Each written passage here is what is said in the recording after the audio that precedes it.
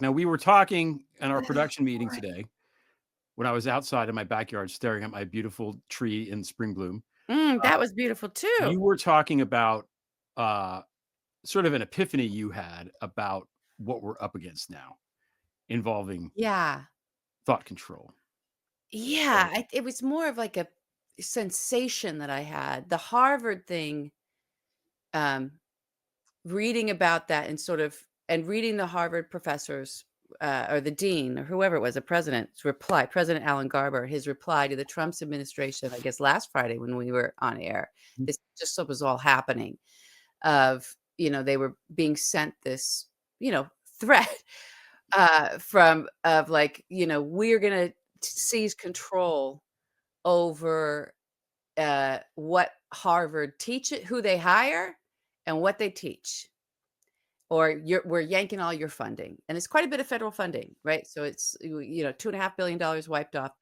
Harvard has this massive endowment, and we've talked a little bit about it, but I want to read this president's reply that now there's more threats coming in, and then circle back around to actually, we got to keep reframing this guy and who and what he is, and this administration for who and what they are. And there's some really amazing work done in the Atlantic this past week as well. I'm going to read from that.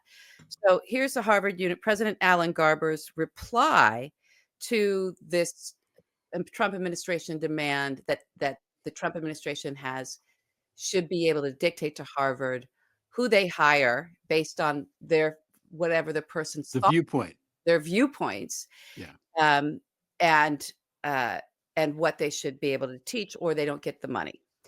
So President Alan Garber writes, "No government, regardless of which party is in power, should dictate what private universities can teach, whom they can admit and hire, and which areas of study and inquiry they can pursue."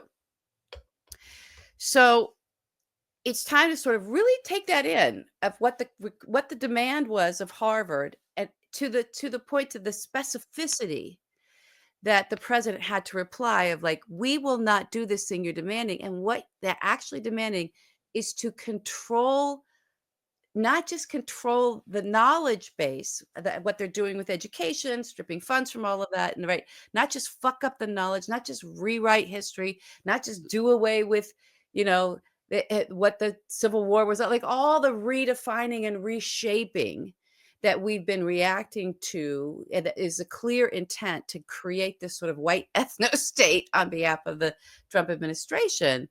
This sort of, we got to get rid of the wokeness and rid of all that you guys have been da da da.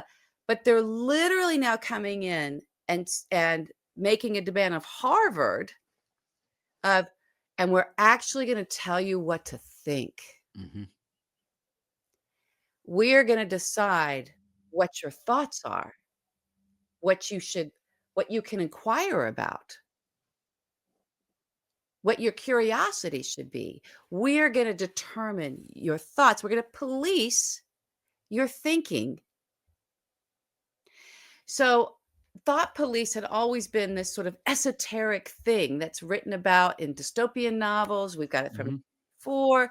We've heard about the thought police before. You can kind of imagine back in Germany because there was whispers of, oh, they're trying to police our thoughts and police, and it just was this sort of vague idea of a thing because it was like, well, how can you police thought? What is that? It's one thing to squash dissident and make sure that nobody can speak out against you, but to actually then try to control what your thoughts are.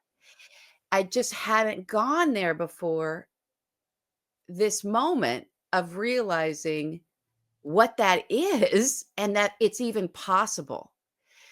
And it is possible. There's actually tools now that very powerful tools connected to these phones that are like, it's been kind of happening. And it made me think of a show on Wednesday night. There, Lisa and Nadine on the 5, 8 and a half had a woman named Noliwe who was a scholar and a professor. I can't remember what university. Brown. Florida. Oh, was it Brown? Okay, Brown. Yeah. Close to Harvard. Um, and she was kind of articulating what her students, the experience they're having, that everything's scrambled for them. It's a the world is turning upside down so fast, but also they don't know what to think. And so then I that hit me in another layer of, oh, this whole unearthing of everything and redefining everything is also to scramble us, scramble the knowledge set out there, scramble the words we choose, scramble the conversation and our ideas and our concepts and how law is defined, all this shit is all being scrambled up is a key sort of chef technique for cooking up then to come in, setting the table so that they can come in and, start controlling your thoughts. If your thoughts are all scrambled, it's makes it so that, "Okay, we're not gonna grab it." So, although these things feel like these lofty ideas or these big concepts, we're actually now seeing what the steps are in it really seeing that Yeah. with Harvard at the forefront of this, voicing out back to us, "You can't tell us what to think. You can't tell us who we hire based on what they think. That's not we're gonna take a stand on this. This is really where we draw the line because it is thought policing."